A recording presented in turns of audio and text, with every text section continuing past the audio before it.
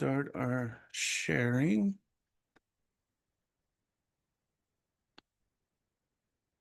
Okay.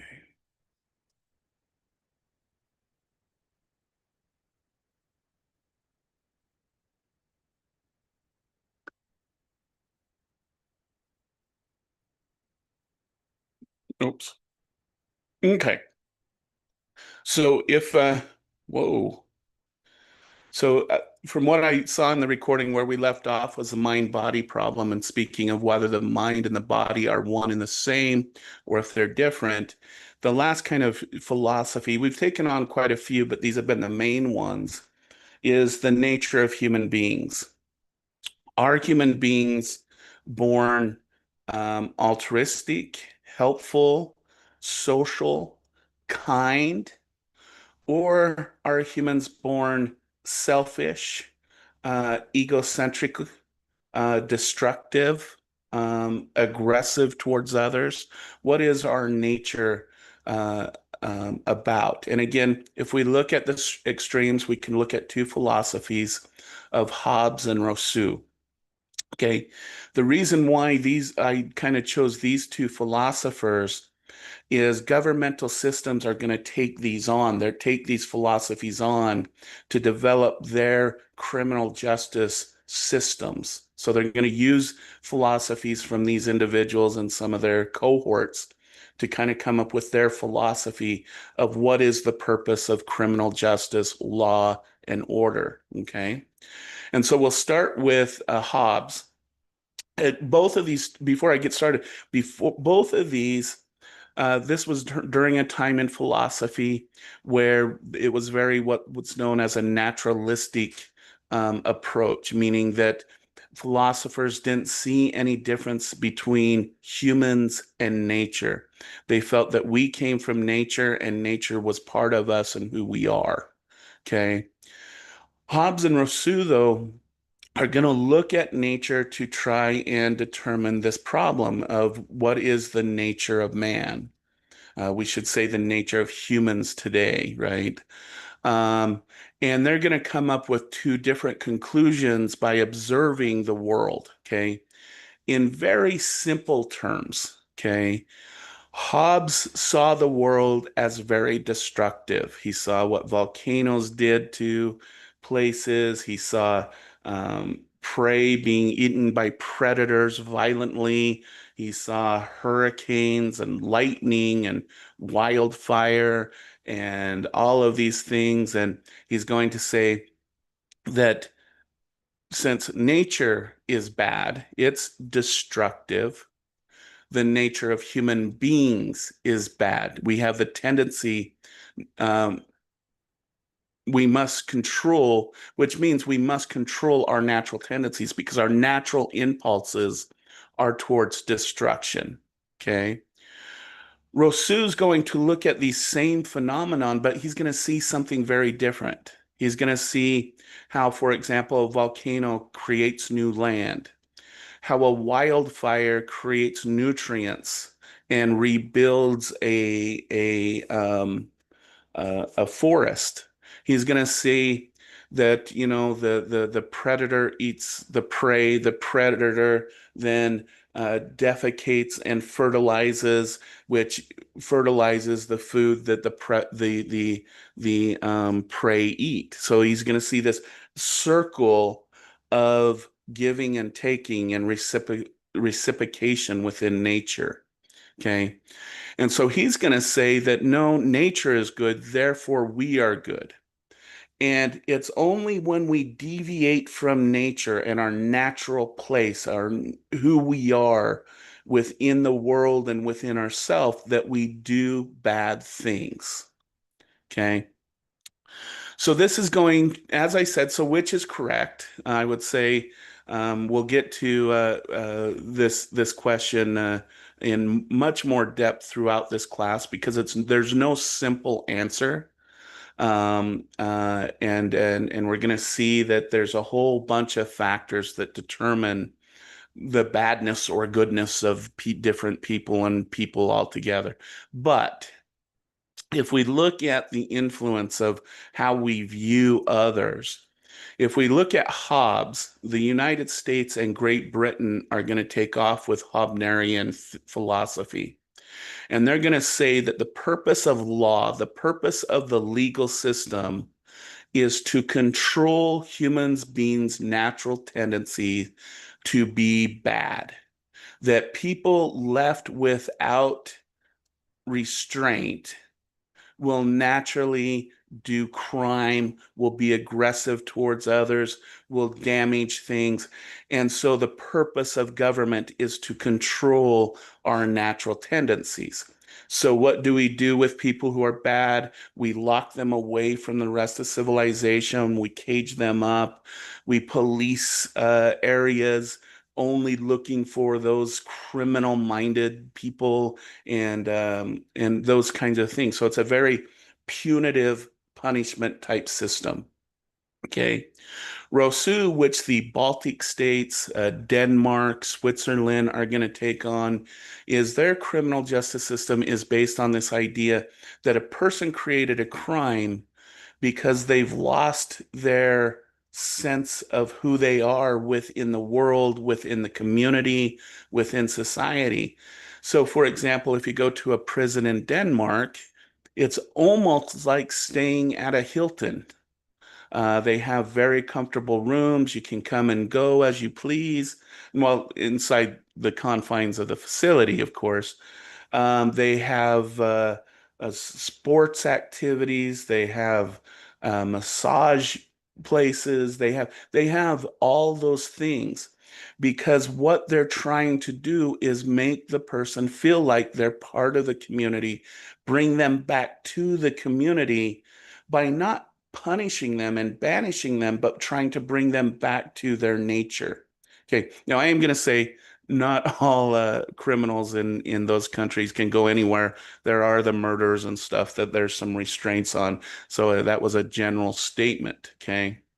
Now, so which of these philosophies work best? And one way we can measure it is recidivism rates, comparisons between the United States and Great Britain, who took the Hobnerian approach, and the Baltic, Denmark, and Swedish states that took the Rousseau's approach. Okay.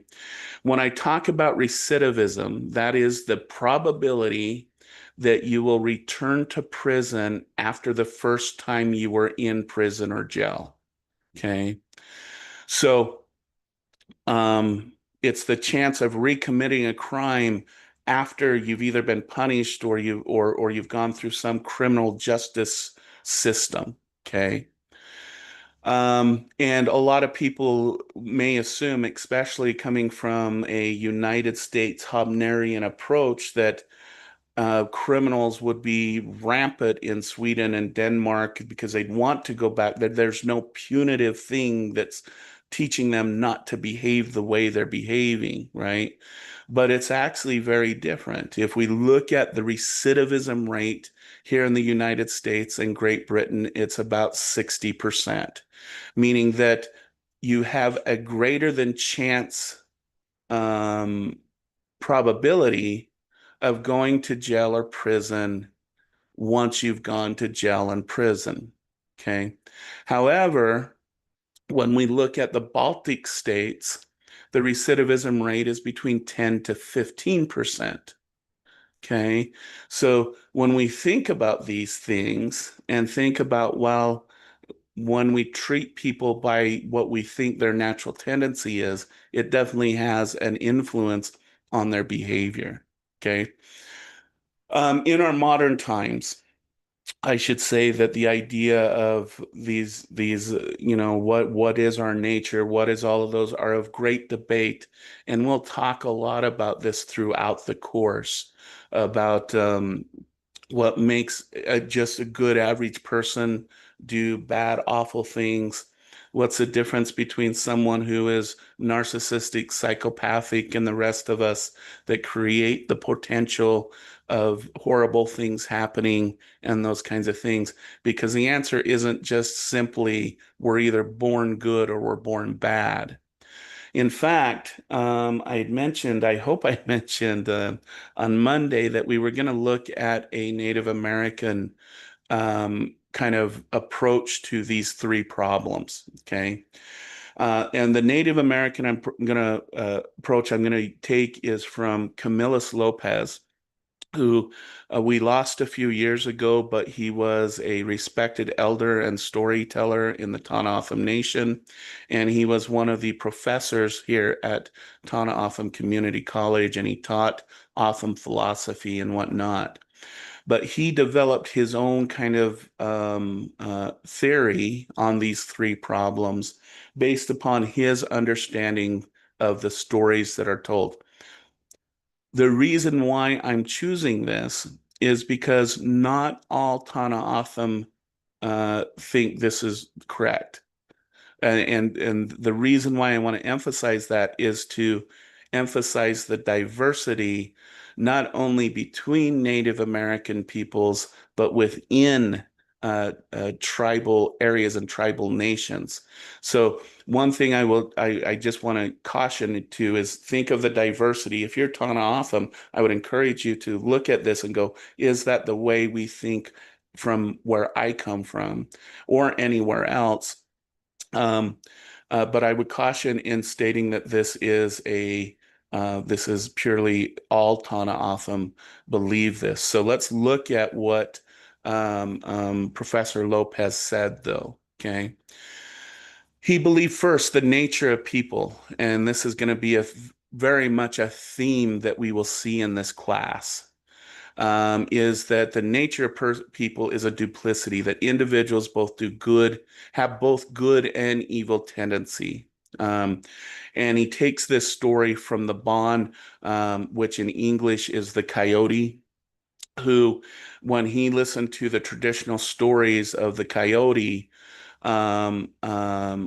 he recognized that the coyote was devious. He liked to create trouble. But at the same time, when the community was in trouble, he would also come to their assistance and come to their help.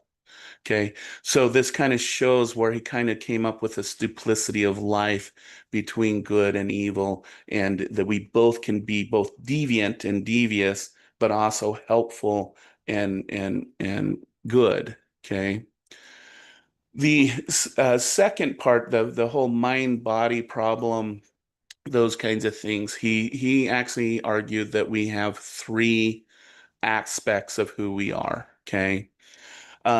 He believed that we have a physical body, which is meant to operate in this physical world within this physical nature, and a mind that is meant to help us learn and understand the physical world we live in, that it's here to help us operate, if you would say, in the world of earth, as you would say. Okay. But he also argued that we have a soul or a spirit that uh, goes beyond the physical body and mind, that the physical and mind, and when a person passes, stays here, and the soul and spirit move on. Okay. Now, um, if you're curious about this, please do the Tohono O'odham history class and whatnot. But he based this philosophy on a lot of the rituals that are done when a person passes away in the Tohono O'odham Nation. I am nowhere an expert to talk about those things, nor do I have the ability. So I'm going to have to leave this, and I hope you have taken the Tohono O'odham history to kind of know what he's talking about.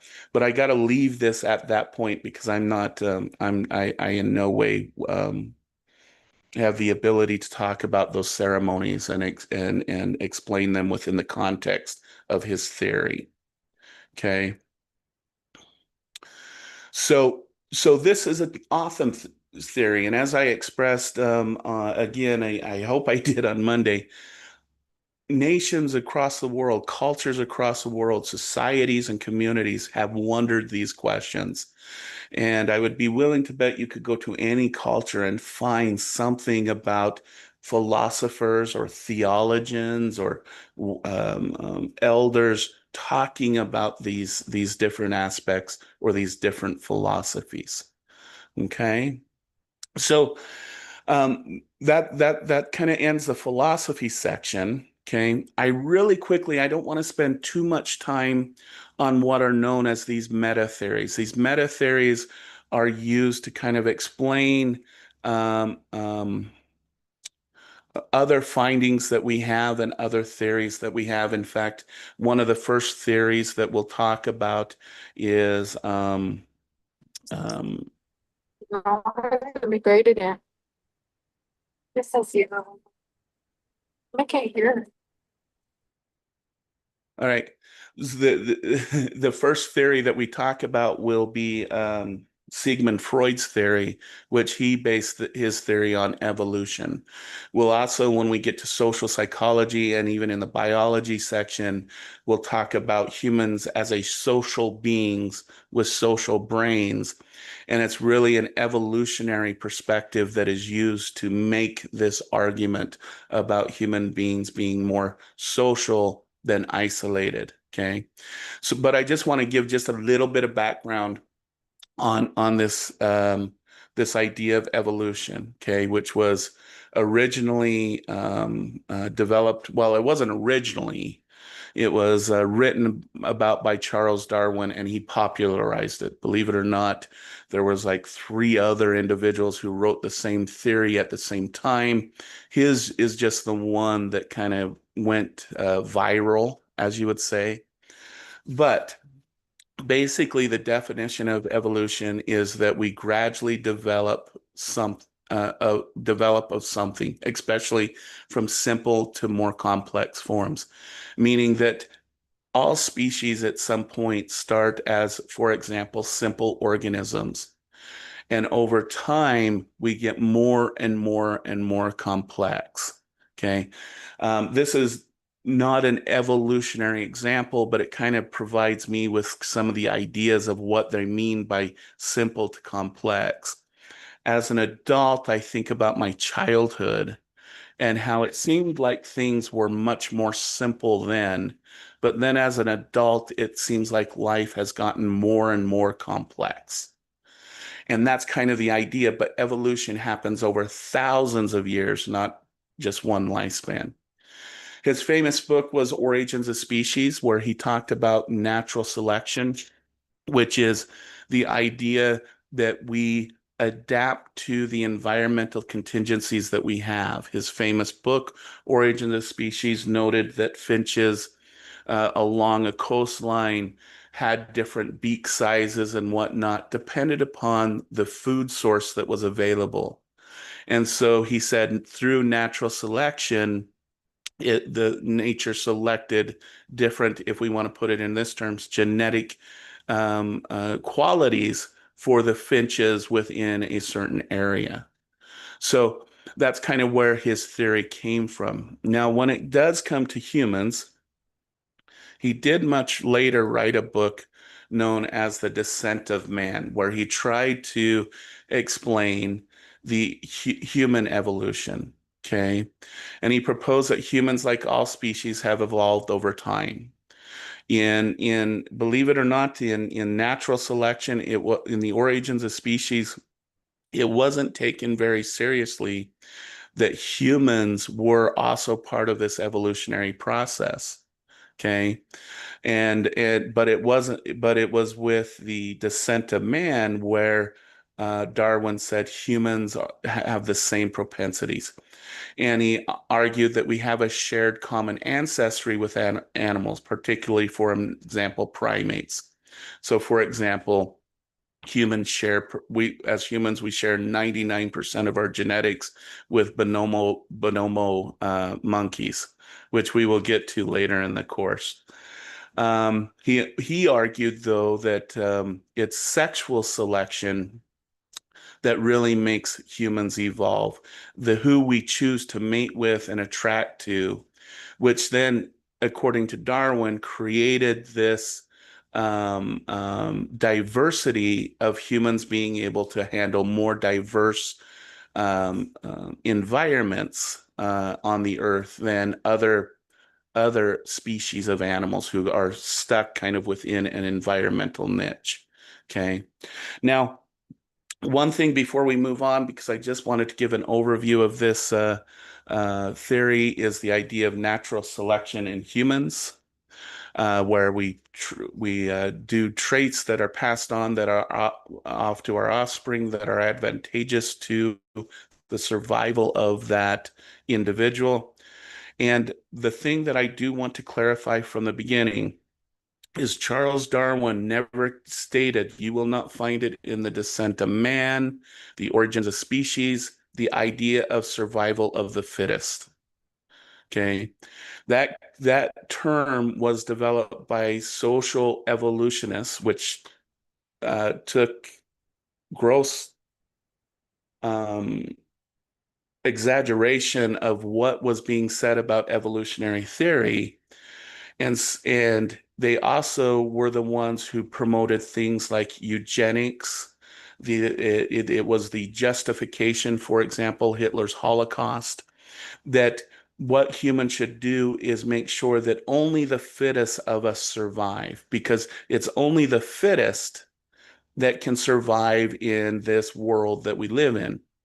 But the issue with that is, and this is that is you can think of the most fit human being, and that doesn't necessarily mean they could survive in every environment. Okay. So, for example, when we get to child development and I talk about cognitive theory by Piaget, we'll talk about how his theory was compared between Germany, the United States, and people who live in the Amazon. Okay. And you could guess it. It was assumed that people in the United States and Germany are the most fit because we're the most technologically evolved, we're the most da da da. And so we could go and dominate that land. But that's not true. We couldn't. They're the fittest there, if we want to put it that way. Okay. So so this idea of survival of the fittest, this was not a Darwinian term. This was a social evolutionist sociology term used in the early days to start promoting eugenics. Just wanted to put that out there. All right. So that's one kind of theory that we'll use throughout the course. But the next two kind of movements I want to talk about, because now we're going to talk about the beginnings of psychology and the beginnings of the different theories that we have that we've used to explain human behavior and our mental processes. Okay. There's two people I want to talk about, and I'm going to exchange these slides back and forth. The first one is Wilhelm Wundt. Um, Wilhelm Wundt is known as the father of psychology. While this is much debated, it's because he theoretically or technically opened the first lab devoted to the scientific investigation of the mind in Leipzig, Germany. And so he is known as the father of psychology. We'll come back to him in just a second because he's going to have an approach that William James, who, if we were to give William James a title, he is the father of American or United States psychology. Okay. He's the first one to start lecturing at universities. He wrote our first textbooks known as the Principles of Psychology. And yes, if you go on and get your master's or doctorate in psychology, you will be reading the Principles of Psychology, I promise you. Um, but that's the influence he had here on the United States. Okay. But they're going to have kind of two different approaches to understanding the human condition that we still kind of use today. Okay. I should mention that Wilhelm Wundt should be credited for establishing the experimental method, that we should use controlled experiments to kind of understand human behavior and mental processes. And this really put the groundwork for modern psychological research. Okay. His approach, though, wasn't very advantageous to our scientific standing, but it's going to have some benefits in other areas of psychology. His main approach to studying human behavior is through what's known as introspection, which is a method to study conscious experience, asking participants to describe their thoughts, feelings, and sensations, usually by presenting some type of stimuli. Okay. Probably the most common ones that were used during this time is the experimenter would show the person a card of a yellow card and ask them to say the first thing they feel when they see that yellow card. Okay. And you probably heard people say, red makes you angry, blue makes you sad, da da da da da. And this is kind of where some of those ideas started from, at least from the Western perspective. The problem is, and this thing that he learned, is that the human experience is very, very diverse. And if we were to put those, how does a color make you feel, experiments together, let's say we're going to put them together, it would probably take up an entire library. Because one study would say red makes you angry, another one would say it makes you feel in love, another one would say it doesn't make you feel anything. And all of these studies really could take up, but there's no common average of what it is. Okay. Other things is they would ask about, tell me the very first thing you think about without censoring it when you hear the word spouse, parent. And they would go about doing this to try and find what are the common structures of human mental life. Okay. And you'll notice going back up, I should have put these bullet points in the other direction. This is what created what Wundt called structuralism. Okay. He felt that if we break down the mental processes into their most basic elements, we can understand that mental process. Okay. Which became the foundations of what we now call structuralism. If we were to fast forward to modern time, what would structuralism look like? Okay. Well, our amygdala, which is in our limbic system, which we'll go over, I'm hoping next week, our amygdala is considered our emotion center within the brain. But there is one emotion that it primarily responds to, and that's fear. When a person experiences fear, the amygdala lights up like a Christmas bulb. Okay. And so for a structuralist, if I want to know what fear is, it is when the amygdala becomes active, when that structure becomes happy, and that when active, and that's what fear is. The structure explains it in and of itself. Okay. Again, one of the first camps of psychology, Sigmund Freud's theory, is a structural theory because he's going to argue that we have three main structures of our mental life. Okay. So if you're one of those who are, the neuroscientists thinking that, just knowing what brain activity is occurring explains a mental process, you're more on the structuralist end of understanding human behavior and mental processes. Okay. Here in the United States, however, there was a kind of pure, almost American type of philosophy because for Americans, what we want to know is how will that benefit me, right? That kind of American attitude. Okay. And this became and this became for what James would call the school of functionalism.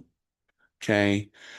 Functionalism is this idea where if I was William James, I'd say, I really don't care what the amygdala does, whether it's active or inactive. I want to know what the function of fear is. Why do we experience fear?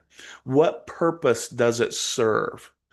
And only when we can answer those two questions have we answered why why is it we experience fear or whatever behavior or mental process we're looking at. Okay. So again, we'll look at these two different ways of looking. Like next week, we're going to go through the biology section, which is very much a structuralist perspective. And then we'll get into different other areas of mental life, dealing with cognition, emotions, and which is more of a functional analysis of why we react the way we do and all of those kinds of things. So, but these are two different ways of trying to understand mental life. Okay. All right. What time is it? Oh, let me hold on just a second. Forgot to.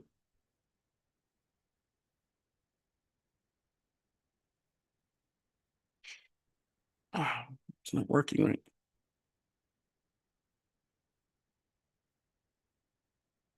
There it goes. Sorry about that. Okay. What time are we at? Okay, well, I'll try and get through just these first three and then we'll finish up on Wednesday, I guess. All right. So I want to talk about some different theories that have been used to try and understand human life and whatnot.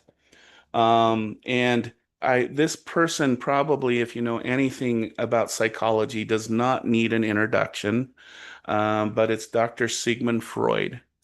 Now, the reason why we're starting with Sigmund Freud and psychoanalysis, also known as psychodynamic approach, isn't because it's the most valid or the most robust, but because it's one of the first. And it also attempted to explain unconscious processes, those things, kind of those things where we do something and we go, why did we do that? Kind of thing. Um, and so we're going to start with this individual first, but also he has had a huge influence on the area of psychiatry, counseling, mental health, and those kinds of things. So that's why we're going to start with him. So let me take a quick drink.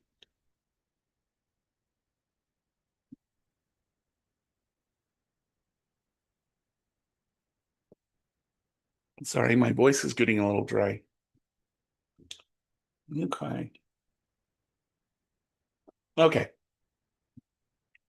So first of all, Sigmund Freud, first of all, never wanted to become a psychiatrist or known as a psychologist.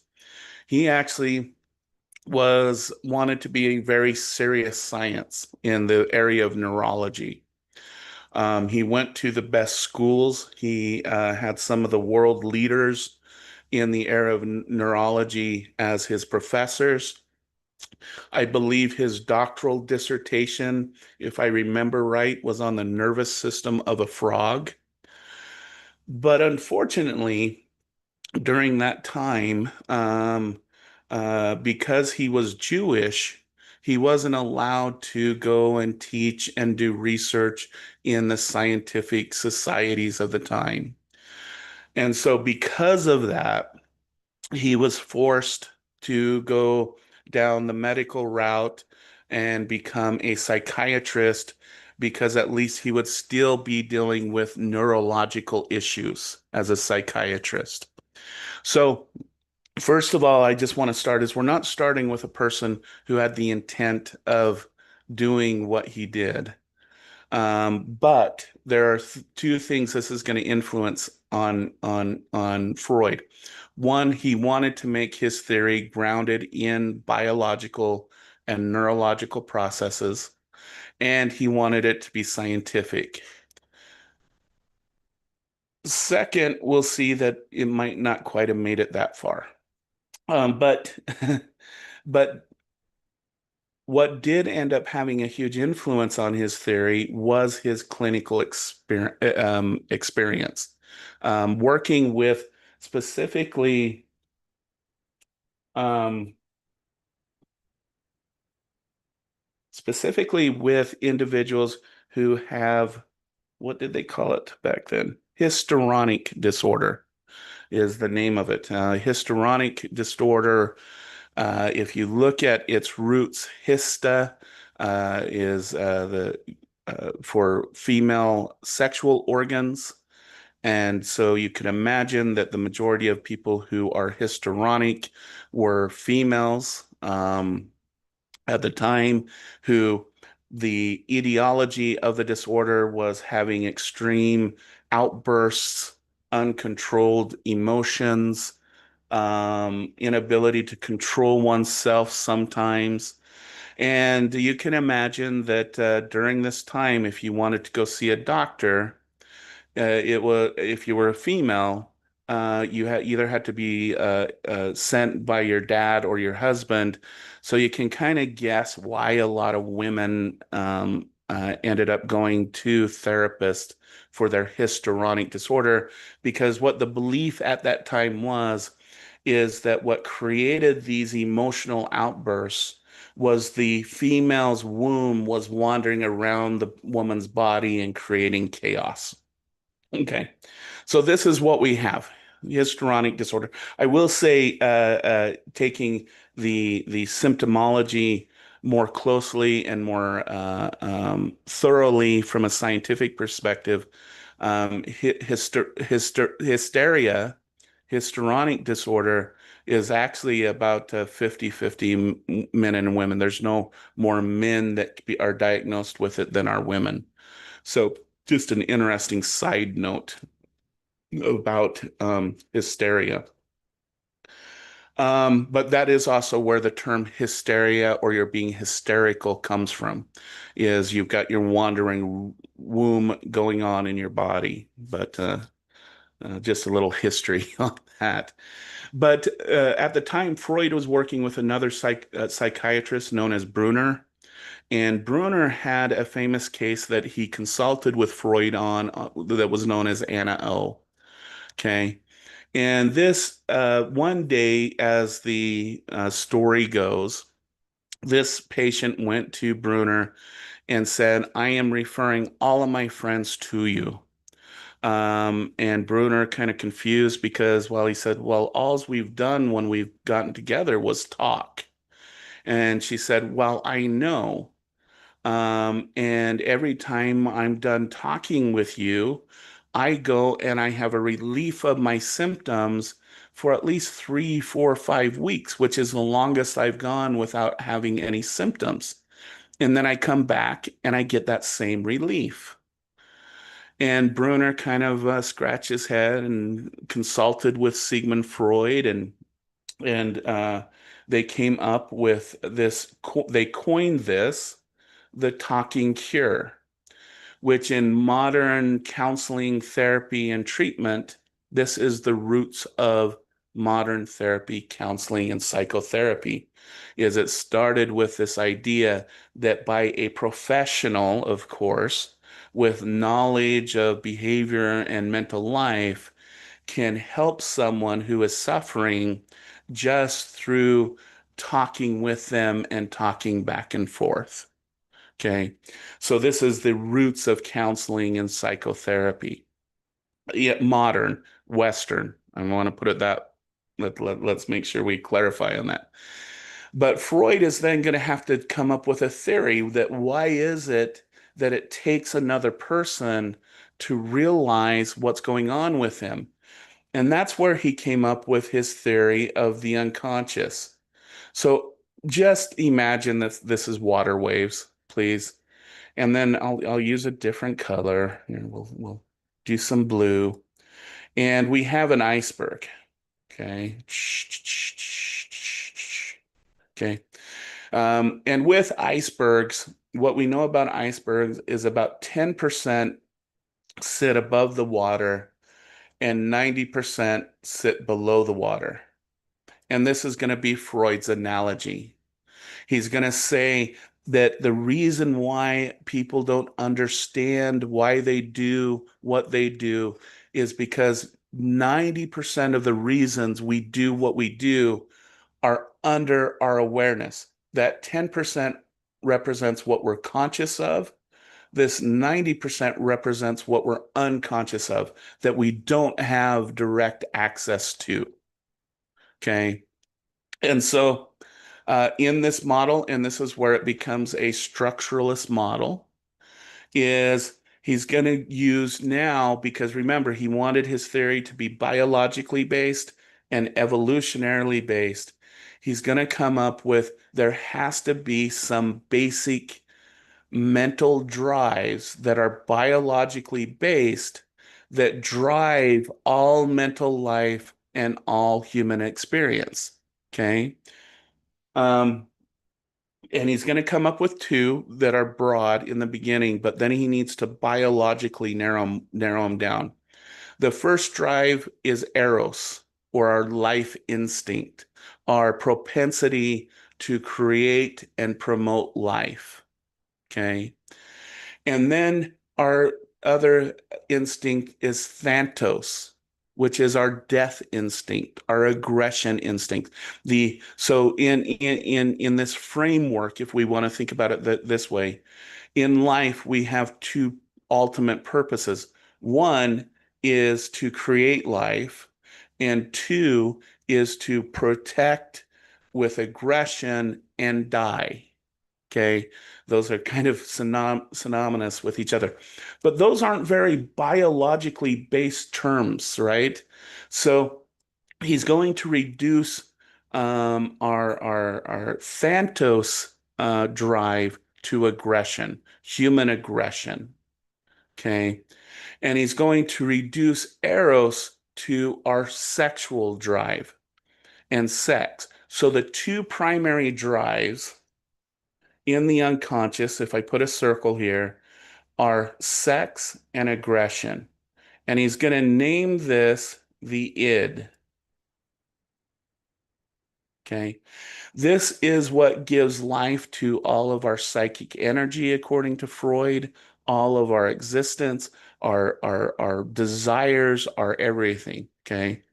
But if you think of this um, idea that you have life and death and sex and aggression.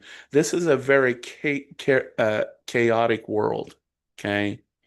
If we only had an id, and this is Sigmund Freud talking, not your professor. If we only had an id, anytime we got together, we would be trying to have sex and beat up each other, which, if you could guess, probably would not, human beings would have not survived as a species very long. Okay. So, what the id did is it developed the ego. That's one funky G. Okay. The ego has access to the desires of the id and the unconscious, but also access to the external world. Okay. And the ego acts as an executive control. It says, these are what I need to satisfy, but there are the demands in our world. It's not permissible just to do these things. We have to act in certain ways. We have to be a certain thing. Um, and so, but don't get me wrong, Sigmund Freud always felt that we were always engaged in the process of satisfying our id. Okay.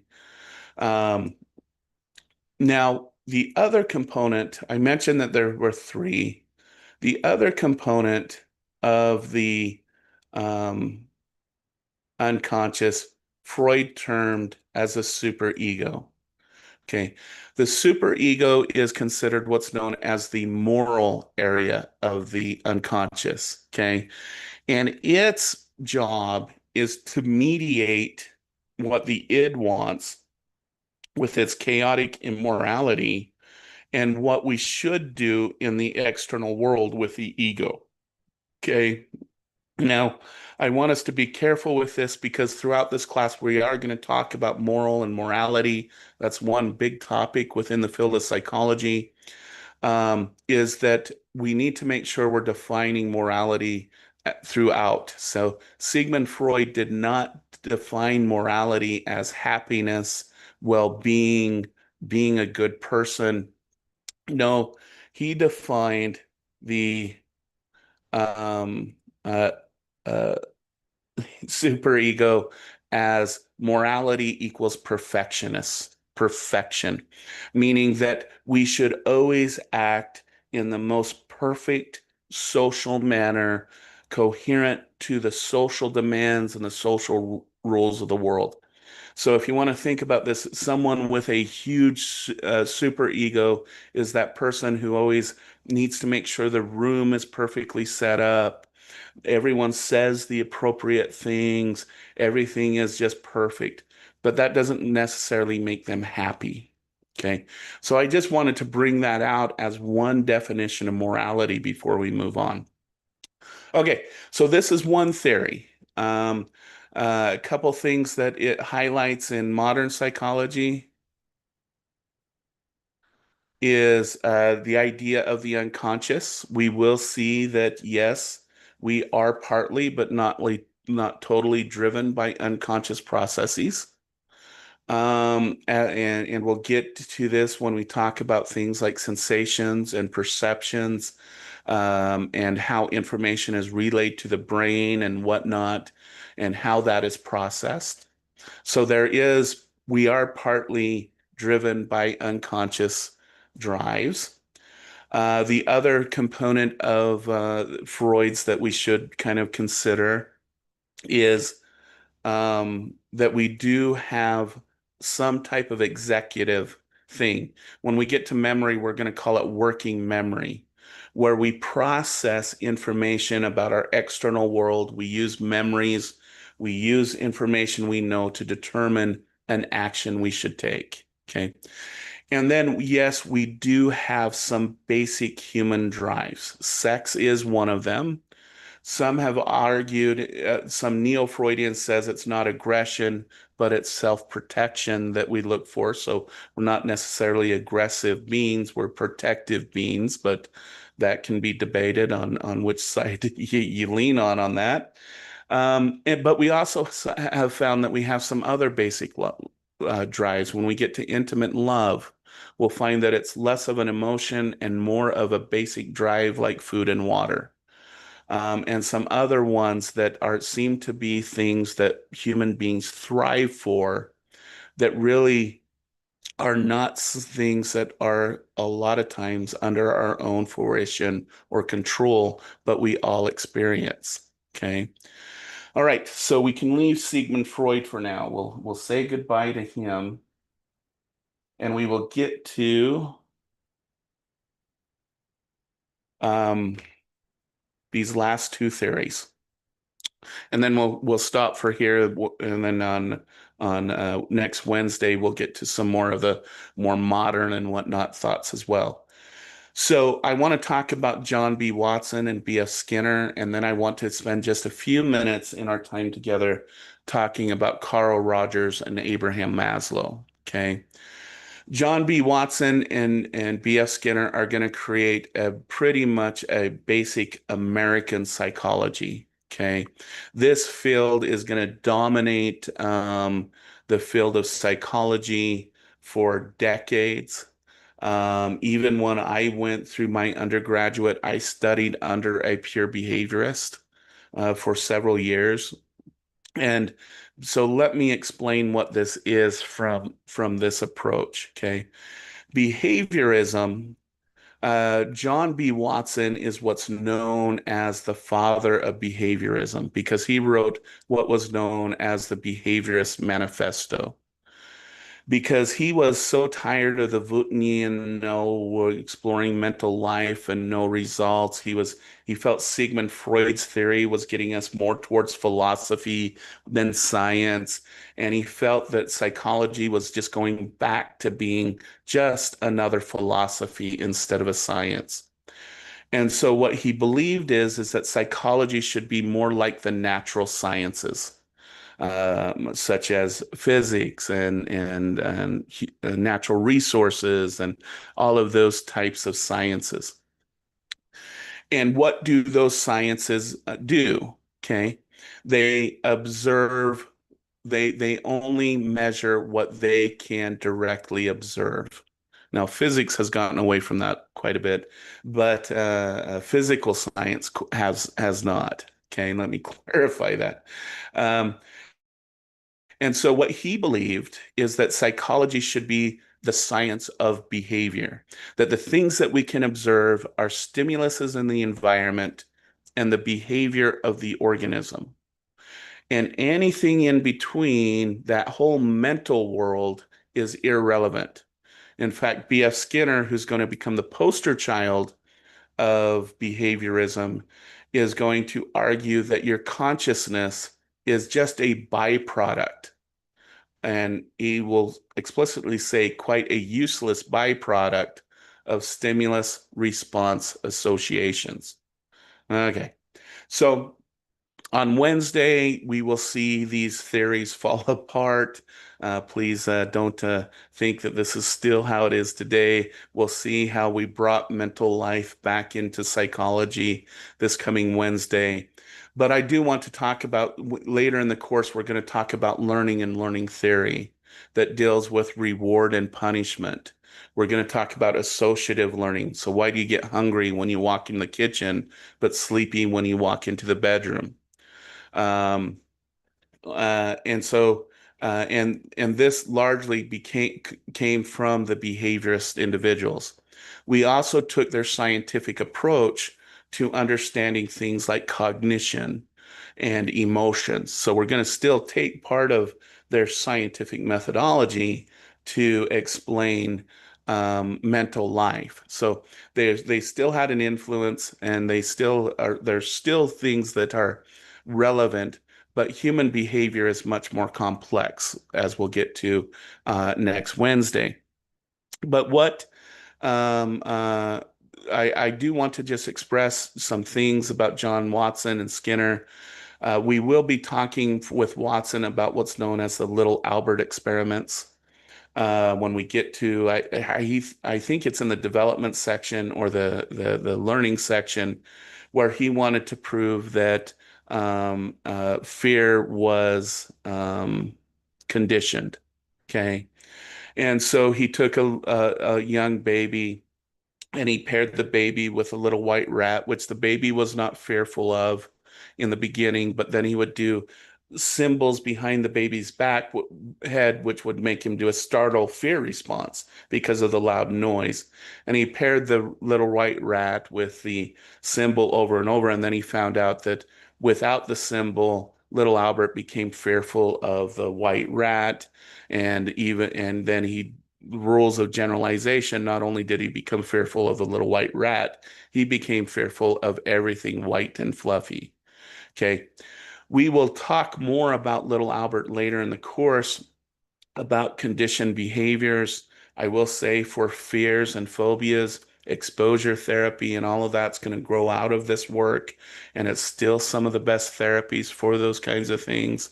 But we'll get to that later in the course. One of the things that I do want to mention, though, is when he was doing the little Albert experiments. Um, I shouldn't put this crudely. No, I'm not going to put it crudely. He was also having an affair with the graduate assistant he did the experiments with. I was going to say he was doing the graduate assistant, but that's crude. He was having an affair with her, and the university he was working with came to him and said, "Listen, either you break off the affair or you resign from the university." So, what he ended up doing is he didn't break off the affair. He resigned from the university. I feel bad for his wife. No one really knows what happened to him, but he divorced her, married the graduate assistant, and they lived happily ever after until the last 10 years of his life. Because then this is going to be one of those areas where it's unfortunate, but love does last. She passed away 10 years before he did. And in those 10 years after she passed, he spent his life in complete isolation, drowning himself in alcohol and sorrow. But that's a conversation when we get to relationships that we can have. But the things he did do when he did leave university is he had a huge influence on parenting, American parenting especially, and marketing. And I just want to review these really quick before we go on. Is is one, he wrote a parenting book based on behaviorist um, um, uh, theory. Okay. And him and even B.F. Skinner once famously said, bring me your child and tell me what you want them to be, an attorney, a garbage man, a politician, a business person, and using the laws and rules of behaviorism, I will make them into who you want. In fact, B.F. Skinner, actually, if you see this picture in the background, these pigeon cages he designed to give different stimuli that the pigeon would have to hit in order to get some food pellets. He actually designed a child-sized one of those where he did have the intention of putting children in them and prove that he could make them into whoever the parent wanted by putting them in these boxes and training them like he did the pigeons. This is where I am going to say thank you to our children and family services people because they came in and said, "No, you're not going to do that experiment." And he said, "Okay, well, I'll use my children." And they said, "Oh, no, you won't." And so that ended that idea. So luckily, we never had children raised in a little box pecking on things to get rewards and punishments. So, anyways, just a short little history. But John B. Watson did write a parenting book, which, if you think about this idea of training a child, it puts the onus of the stimulus and response of the child on the parent, meaning that if you think about this, when a lot of people look at a bad child, a lot of times they automatically assume, where did the parents go wrong? If a child is really good, they go up and put their arm around the dad and around the mom, and they say, "Ah, you guys did such a good job." Okay. Because it's believed that based on John B. Watson's parenting book, that your child turns out to who they are based upon the stimulation and the responses you control in the child as they develop. Okay. We'll come back to this in the developmental section and see if this stands the test of developmental theory and developmental findings. But there's a lot of parental guilt, especially here in the United States, based upon those first few books. The other thing that John B. Watson did do was in marketing, okay?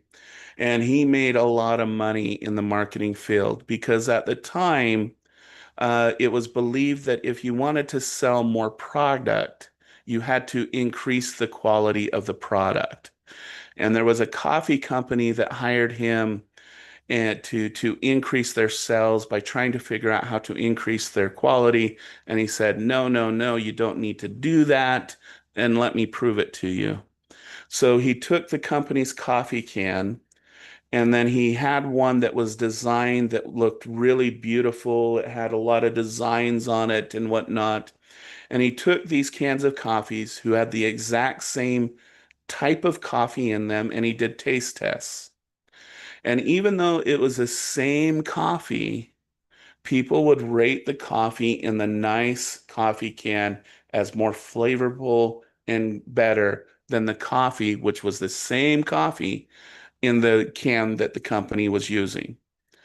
And based on that, he made a lot of money because he proved that in order to sell more, you don't have to increase the quality. You just need to increase the visual appeal. Um, in modern times, I call this the Kraft macaroni and cheese phenomenon, which I will eat. I'll admit, I even swear by saying that Kraft macaroni and cheese is better than generic. Yet, if you go down your grocer's aisles and you look at the back of the macaroni and cheese and the generic, they come from the same exact factories with the same exact ingredients. So it's one of those things that even knowing these things, we can fall victim to, despite the reason behind it. So that's one of the other things that Watson did besides the parenting book that has had influence. And I will just finish with this with a behaviorist, just to kind of give you an image to kind of remember these people. B.F. Skinner actually developed one of our first precision bombs in World War II. What he was commissioned to do is he used pigeons who would peck at the target that the bomb needed to land on, and that would guide the bomb to where the pigeon was pecking. Okay. Now, again, I've mentioned morals in this class before and morality. This project, even though it worked very effectively, never went into actual use because there was such public outcry that that poor pigeon would explode in that bomb, even though that bomb was probably going to kill hundreds, if not thousands, of innocent civilians. So, this moral conundrum between killing a pigeon versus hundreds of people is kind of an interesting thing that we eliminated that program for that one very reason. Now, I'm a pet lover, I'm an animal lover, don't get me wrong. I don't think I would have agreed with it, but I think I would have been more concerned about those hundreds to thousands of people who are being bombed in the first place. And I think I would have rathered a pigeon precision bomb than bombs that would randomly just land on stuff and kill people. But that's just a maybe one of my moral conundrums. But anyways, I hope that helps you remember B.F. Skinner. And I went off too long on this on a tangent. So we are going to leave humanistic theory for this coming Wednesday, and we will finish off with the other psychologies this coming